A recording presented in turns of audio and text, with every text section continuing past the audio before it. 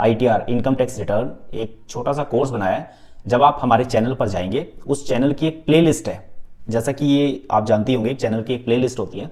तो आप चैनल पर जाएंगे, वहां पर आपको हमारी प्लेलिस्ट दिखेगी चैनल की, ठीक है। उस प्लेलिस्ट के अंदर लिखा हुआ ITR income tax return course, ठीक है। जैसे एग्जांपल के लिए मैं आपको दिखा देता हूं। यहां पर आप देखेंगे, जैसे यूट्यूब ओपन करते हैं, उसके बाद आप यहां पर जब हमारे चैनल पे जाएंगे, ठीक है, सर्च करेंगे, इसमें लिखेंगे अकाउंट टैक्स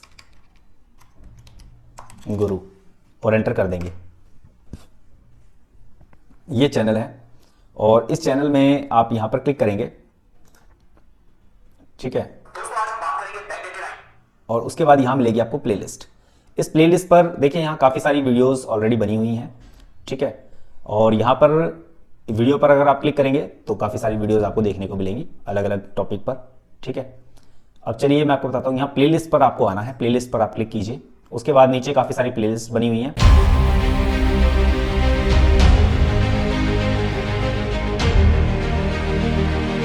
दोस्तों, सपना देखने वालों के लिए रात छोटी पड़ जाती है,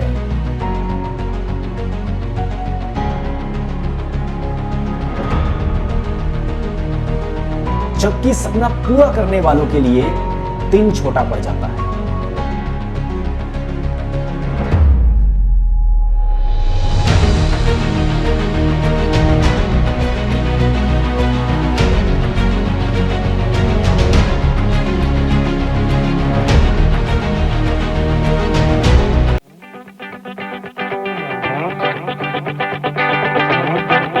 स्वागत है दोस्तों, मैं नरेश कुमार, आप देख रहे हैं अकाउंट टैक्स गुरु, देश का चैनल, आपका अपना यूट्यूब चैनल, जहां हम बात करते हैं कंपनीज के अकाउंट्स एंड टैक्सेशन कार्यप्रणाली सिस्टम के बारे में बड़ी ही आसान भाषा में। तो चलिए शुरू करते हैं। Let's see on computer screen.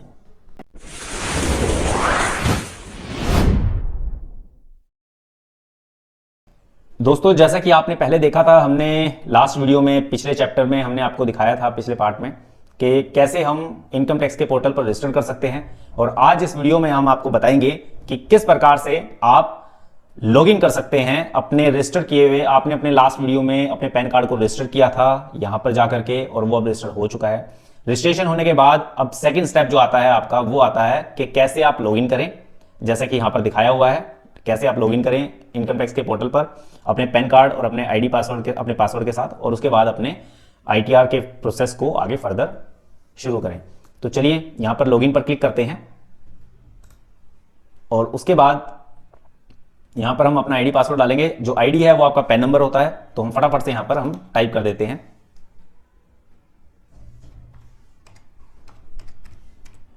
उसके बाद यहां पर कंटिन्यू पर क्लिक करेंगे, ठीक है। और उसके बाद यहां पर लिखा हुआ है please confirm your secure access message, तो इसके ऊपर हम क्लिक कर देंगे और यहां पासवर्ड डाल देंगे।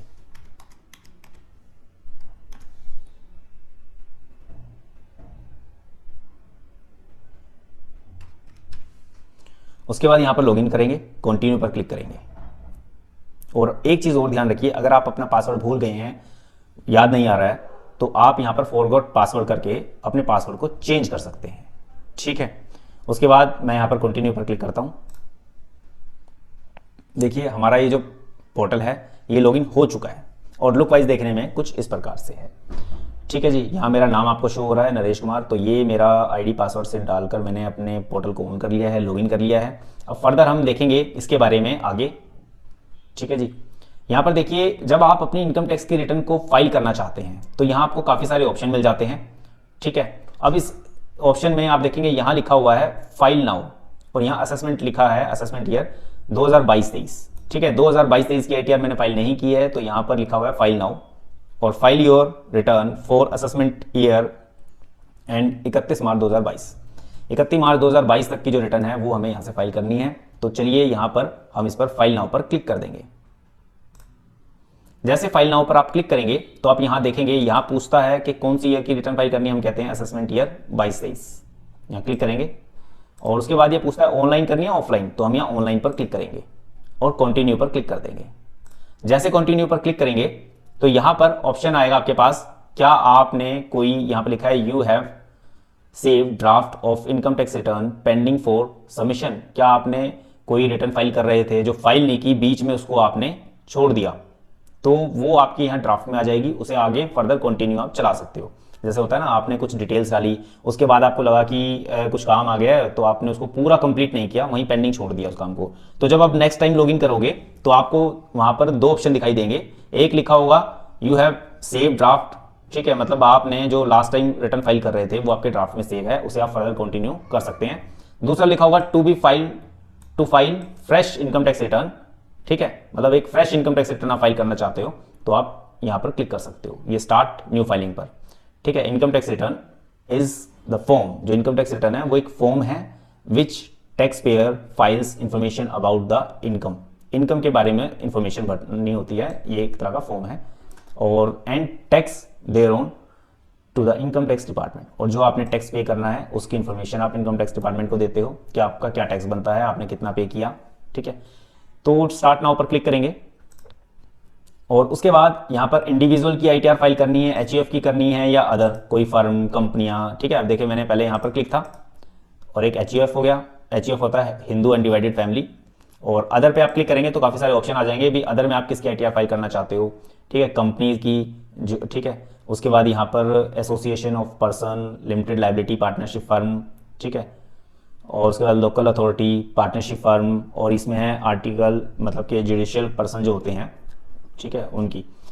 तो इस तरह से आप इनमें चूज कर सकते हैं किसकी रिटर्न आपको फाइल करनी है। चलिए मैं यहाँ पर इंडिविजुअल पर क्लिक करता हूँ और इंडिविजुअल में हम क्या देखते हैं, इंडिविजुअल में वो लोग आ जाते हैं जो जिनका कोई बिजनेस नहीं होता, मतलब कि ये कहना भी ठीक नहीं है कि बिजनेस नहीं होता, मतलब कहने का ये है कि जो सैलरी से इनकम लेते हैं वो इंडिविजुअल्स आ जाएंगे, और ऐसे इंडिविजुअल्स जो बिजनेस करते हैं लेकिन अपनी फर्म के अकेले मालिक होते हैं, कोई पार्टनर नहीं होता। मतलब पार्टनर कहने का मतलब ये है कि कागजों में पार्टनर नहीं होता, अगर कहीं रजिस्ट्रेशन करवाया हुआ है। देखिए क्या होता है कि 2-3 लोग मिलकर एक बिजनेस को शुरू करते हैं, ठीक है, लेकिन जब कोई मतलब बात आती है इनकम टैक्स की, टैक्स भरने की, तो कहते हैं जी यही मालिक है अकेला, हम मालिक नहीं है, क्योंकि हमने कोई रजिस्ट्रेशन नहीं करवाया, हमने कहीं ये नहीं बताया कि हम 3 लोग मिलकर इस बिजनेस को शुरू कर रहे हैं। हमने क्या किया कि एक अकेले पर्सन को हमने बना दिया ओनर, और कोई भी अगर रजिस्ट्रेशन लेना पड़ा, जीएसटी का रजिस्ट्रेशन लेना पड़ा या किसी शॉप एक्ट का रजिस्ट्रेशन लेना पड़ा, तो हमने कहा कि भाई इसके नाम पर रजिस्ट्रेशन ले लेते हैं, और वैसे हम काम सब इकट्ठे मिलकर करते रहेंगे। तो जो इकट्ठे मिलकर लोग काम करते हैं ना, वो सारे लोग होते तो पार्टनर हैं, बट जब तक गवर्नमेंट के किसी रिकॉर्ड में वो रजिस्टर्ड नहीं होंगे तब तक वो लीगल तौर पर पार्टनर नहीं माने जाएंगे। वो एक तरह से मतलब कि इलीगल तौर पर मतलब काम करते रहेंगे, मतलब इलीगल काम तो नहीं माना जाएगा, इसे इलीगल काम नहीं कह सकते, बट मतलब कहने का ये है कि एक अकेला पर्सन जो गवर्नमेंट के रिकॉर्ड में रजिस्टर्ड है, सिर्फ वही उस कंपनी का, उस फर्म का मालिक माना जाएगा, ओनर माना जाएगा, और उसको हम कहेंगे इंडिविजुअल प्रोप्राइटर, ठीक है। इंडिविजुअल प्रोप्राइटर जो बिजनेस को कर रहा है, और बेशक उसने अपनी फैमिली के सारे लोगों को पार्टनरशिप दी हुई है, लेकिन वो पार्टनरशिप वैलिड नहीं मानी जाएगी। वो सिर्फ मतलब कि आपसी, मतलब कि आपस में म्यूचुअल अंडरस्टैंडिंग के साथ वो बिजनेस कर रहे हैं, बट वो एक तरह से लीगल तौर पर पार्टनर नहीं माने जाएंगे, ठीक है। तो कहने का मतलब है अगर गवर्नमेंट के किसी मतलब लॉ के अकॉर्डिंग वो रजिस्टर्ड है, लॉ में, किसी भी लॉ में अगर वो रजिस्टर्ड है, ठीक है, सभी लोग, तो वो पार्टनर माने जाते हैं। अगर वो लॉ में रजिस्टर्ड नहीं है, जैसे जीएसटी में रजिस्ट्रेशन लिया तो जीएसटी वाले पूछते हैं कि जी इसमें कौन कौन पार्टनर हैं, तो उनको अगर हम बताते हैं तो उस जीएसटी रजिस्ट्रेशन में वो लिख देते हैं कि भाई, वो कहते हैं अपनी पार्टनरशिप डीड लेके आओ कोर्ट से बनवा के कि आप पार्टनर हो, तो जीएसटी डिपार्टमेंट को पता लग जाता है सभी लोग पार्टनर हैं। बट वो कहते हैं यार तो अकेला ही बिजनेस कर ले, हम तो खाली तेरे साथ हैं, और जो भी प्रॉफिट होगा बराबर बराबर बांट लेंगे, ठीक है। लेकिन गवर्नमेंट की नज़र में, गवर्नमेंट के रिकॉर्ड में तू अकेला काम कर, क्योंकि उसका कारण भी होता है, क्योंकि जो अकेला पर्सन होता है ना, उस पर टैक्स कम लगता है, उससे काफ़ी सारे बेनिफिट मिलते हैं। बट पार्टनर होते हैं या पार्टनरशिप फर्म हो तो उसमें बेनिफिट नहीं मिलते, इसीलिए लोग ना सिंगल प्रोप्राइटरशिप फर्म बना लेते हैं, जिसमें क्या होता है, एक अकेला इंडिविजुअल पर्सन उसका ओनर होता है गवर्नमेंट की नज़र में। तो इसीलिए हमने यहाँ पर इंडिविजुअल सेलेक्ट किया, जिसमें ऐसे सिंगल लोग जो बिजनेस कर रहे हैं, ठीक है, और या वो जॉब कर रहे हैं, सैलरी ले रहे हैं, वो इसके अंदर अपनी रिटर्न को फाइल कर सकते हैं। उसके बाद कंटिन्यू पर क्लिक करेंगे यहाँ पर, और ऐसे कंटिन्यू पर क्लिक किया। उसके बाद यहाँ पर 2 ऑप्शन है, एक तो है यहाँ पर फॉर्म आ जाएंगे, आप अपने हिसाब से अपना फॉर्म सेलेक्ट कर लीजिए। यहाँ पर जैसे ITR 1 लिखा हुआ है, ठीक है, ये सैलरीड पर्सन होते हैं या जिनकी इनकम पेंशन से हो, वो इसको फाइल कर सकते हैं, ऐसे लेकर ना। उसके बाद यहाँ पर ITR 2 है और ITR 4 है। ITR 4 वो लोग फाइल कर सकते हैं जो अकेले इंडिविजुअल अपना बिजनेस चला रहे हैं, ठीक है, कोई पार्टनर नहीं है, तो वो ITR 4 को सिलेक्ट कर सकते हैं। उसके बाद यहाँ पर ITR 2 भी आ जाती है। अच्छा, इसमें एक बढ़िया बात है, जैसे मान लीजिए मुझे नहीं पता कि ITR 1 कौन भरेगा, ठीक है, किसको भरनी है, तो मैं ITR 1 पे जब क्लिक करूंगा तो यहाँ एक डेफिनेशन लिखी हुई आ जाएगी। इसको पढ़कर आप आइडिया लगा सकते हो कि ITR 1 किसको भरनी है। यहाँ जैसे मैं पढ़कर आपको बता देता हूँ, फॉर इंडिविजुअल्स बिगिंस, लिखा है बिगिन ए रेजिडेंट, ठीक है, बिगिन a resident other than not ordinary resident, और having total income up to 50 lakh, जिसकी टोटल इनकम 50 लाख तक हो वो ITR 1 को फाइल कर सकता है। हैविंग इनकम फ्रॉम सैलरी से, मतलब 50 लाख इनकम हो, अप टू 50 लाख इनकम हो, लेकिन सैलरी से हो, वो फाइल कर सकता है। एंड हाउस प्रॉपर्टी से हो, मतलब रेंट की इनकम हो, या अदर सोर्स इनकम हो, ठीक है, या बैंक से कोई इंटरेस्ट मिलता हो FD पर, सेविंग अकाउंट पर, वो भी इसको फाइल कर सकता है। और एग्रीकल्चर इनकम अगर उसकी है तो सिर्फ 5,000 तक हो जाए तो भी वो फाइल कर सकता है, ठीक है। नॉट फॉर इंडिविजुअल, ये उस इंडिविजुअल के लिए नहीं है whose either director in a company, जो किसी कंपनी में डायरेक्टर हो वो इसको फाइल नहीं कर सकता। Has invested in the equity share, जिसने इक्विटी शेयर में इन्वेस्ट किया हुआ है, शेयर खरीदता है, शेयर मार्केट में बिजनेस करता है, वो इसको फाइल नहीं कर सकता। और in case where TDS has been deducted under section 194N, जो इस सेक्शन में अगर उसका TDS कटता है 194N में, वो भी इसको फाइल नहीं कर सकता। If income tax deferred on E shop, ठीक है, वो भी इसको फाइल नहीं कर सकता। मतलब जो लोग डायरेक्टर होते हैं तो क्या होता है कि इसमें मतलब कि उनको ना कंपनी ई शॉप भी देती है, तो वो भी लोग इसमें फाइल नहीं कर सकते।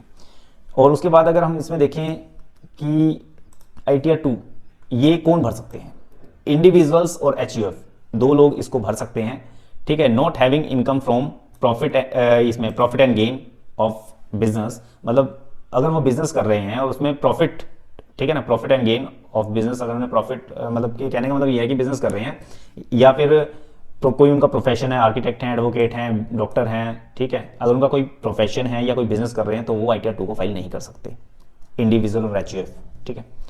और अगर मैं इसके बाद यहां पर लूं ITR 4 को, तो ITR 4 क्या कहती है, ITR 4 में कहते हैं फॉर इंडिविजुअल्स HUF, ठीक है, and firm other than LLP, मतलब इंडिविजुअल्स के लिए है ये, HUF के लिए ये है, ठीक है, एंड फर्म के लिए भी है, बट फर्म जो है LLP, मतलब के अदर देन LLP, ठीक है, LLP के अलावा जो फर्म होती है ना, जैसे being a resident having total income up to 50 lakh, 50 lakh तक अगर उसकी इनकम है, and having income from business, business से इनकम है, प्रोफेशन से इनकम है, which is computed under section 44 AD, ADA और AE, मीन्स इनका भी एक मतलब होता है, जब इस ITR को भरेंगे तो इनका मतलब भी समझेंगे उस टाइम पर, ठीक है। नॉट फॉर इंडिविजुअल्स हु, लिखा है who is either director in company, ठीक है, जो डायरेक्टर हो कंपनी में वो इस रिटर्न को फाइल नहीं कर सकता, लिखा है ना, not for individuals who is director in a company, has invested in share market, ठीक है, जो शेयर मार्केट में इन्वेस्ट किया है, मतलब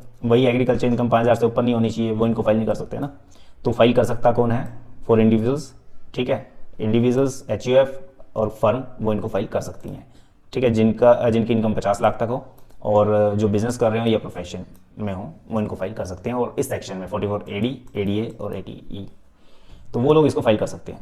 तो चलिए इसको हम फटाफट से कुछ भी आप ले लीजिए, ITR 1 ले लीजिए, ठीक है। तो इसके बाद प्रोसीड विद ITR 1 पे जब आप क्लिक करेंगे तो यहाँ पर ये ऑप्शन आगे फर्दर आ जाएगा।